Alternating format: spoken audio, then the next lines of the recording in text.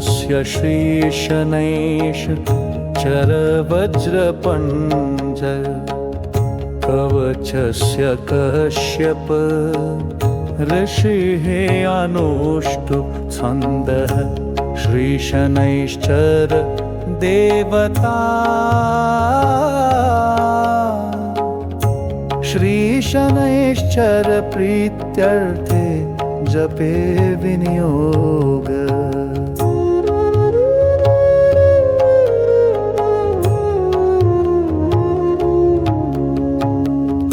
नीलाम्बरो नीलवपु किरीटी गृधस्थितस्त्रास्करो धनुष्मान् चतुर्भुज सूर्यसुत प्रसन्न सदा मम स्यात् वरद प्रशान्त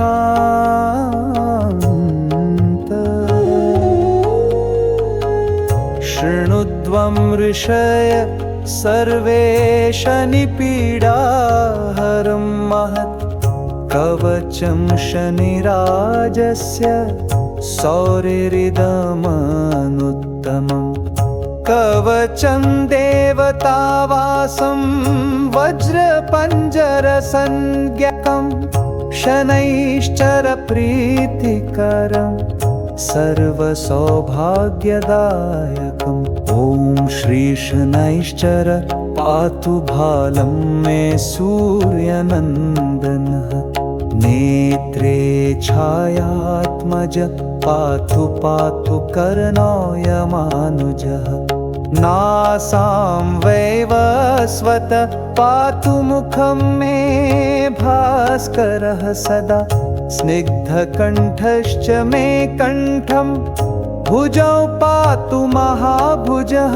स्कन्धौ पातु शनिश्चैव करौ पातु शुभप्रद वक्षः पातु यं भ्राता कुक्षिं पात्वसितस्तथा नाभिं ग्रहपति पातु मन्द पातु कटिं तथा ऊरु ममान्तकः पातु यमो जानुयुगं तथा पादौ मन्दगति पातु सर्वाङ्गं पातु पिप्पलः अङ्गोपाङ्गानि सर्वाणि रक्षेन्मे सूर्यनन्दन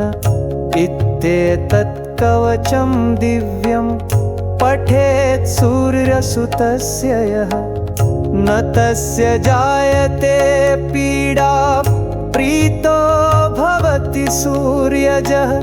व्ययजन्म द्वितीयस्थो मृत्युस्थानगतोऽपि वा कल्त्रस्थो गतो वापि सुप्रीतस्तु सदा शनिः अष्टमस्थे सूर्यसुते व्ययजन्म द्वितीयगे कवचं पठते नित्यं न पीडा जायते क्वचित् इत्येतत् कवचं दिव्यं सौरेर्यन्निर्मितं पुरा द्वादशाष्टमजन्मस्थदोषान्नाशयते सदा जन्मलग्नस्थितान् दोषान् सर्वान्नाशयते प्रभुः इति श्रीब्रह्माण्डपुराणे ब्रह्म नारदसंवादे शनिवज्रपञ्जरकवचं सम्पूर्णम्।